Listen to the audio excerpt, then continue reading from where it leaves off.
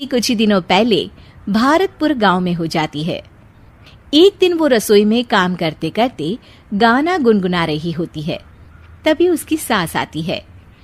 बिजली गिराने मैं हूँ आई, कहते हैं मुझको हवा हवाई, हवा हवाई, वी वी वी वी वी।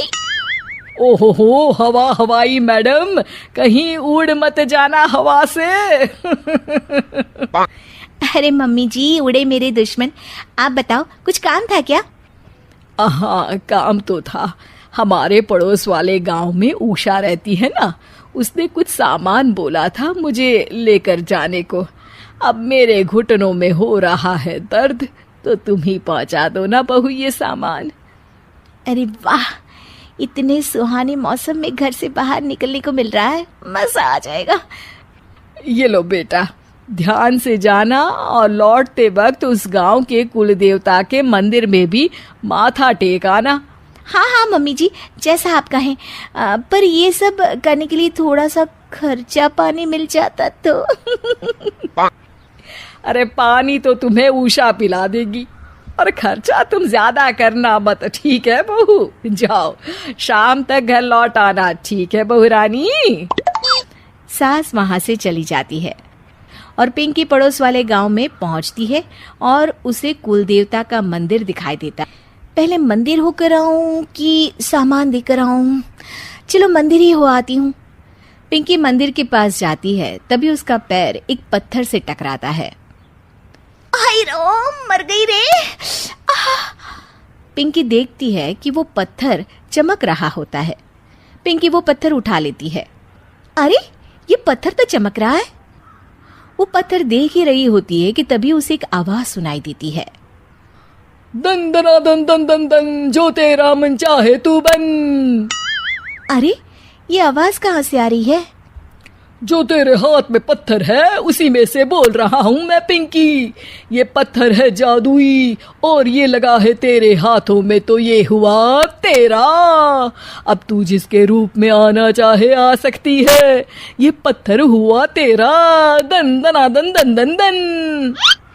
क्या सच में ये जादुई पत्थर मेरा हुआ? अरे वाह वाह वाह वाह।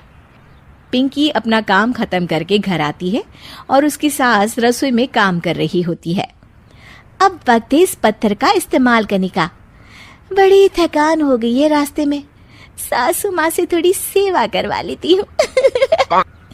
पिंकी पत्थर को हाथ में लेकर अपने ससुर का रूप धारण कर लेती है।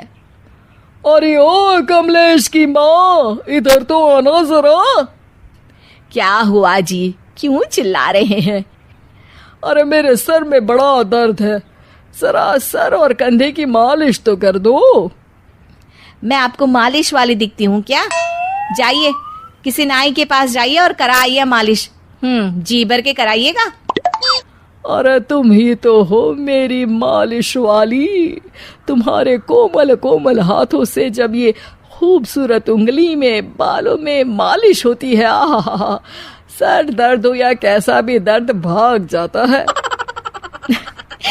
आप भी ना, आपने पहले तो कभी मुझसे ऐसे बातें नहीं की। आइए बैठिए, कर देती हूँ मालिश। पिंकी की सास पिंकी की मालिश कर रही होती है और पिंकी को बड़ा ही आनंद आ रहा होता है। इसे कहते हैं स्वर्ग की जिंदगी। सासू माँ के हाथ किसी हथौड़े से कम नहीं है, पर फिर भी फ्री की मालिश तो मिल रही है ना। वाजी वाजी वाह। कुछ देर बाद पिंकी अपने कमरे में आ जाती है और पिंकी के असली ससुर घर आते हैं। पिंकी की सास अपनी तारीफों से बाहर ही नहीं निकली होती है।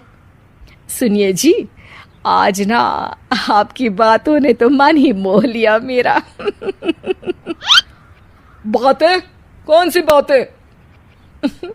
अरे वही कि मेरे इतने मुलायम हाथ और इतनी खूबसूरत उंगलियां हैं। ससुर जी को तो कुछ भी समझ में नहीं आता और पिंकी वहां आकर चुपके चुपके उनकी बातें सुनकर आनंद ले रही होती है। अरे मैंने ये सब कब कहा? आज तो मैं जल्दी काम पर चला गया था। अरे अभी मैंने आपकी मालिश की अपने इन्हीं कोमल हाथों से। कोमल? और तुम्हारे हाथ अरे कमलेश की माँ, तुम्हारे हाथ तो इतने सख्त हैं कि अखरोट ही तोड़ दे। मैंने तो आज तक तुमसे इसलिए मालिश नहीं करवाई, तुम्हारे हाथों को देखकर तो मुझे वो डायलॉग याद आता है, ये 2.5 किलो का हाथ जब किसी पर पड़ता है ना तो आदमी उठता नहीं, उठ जाता है।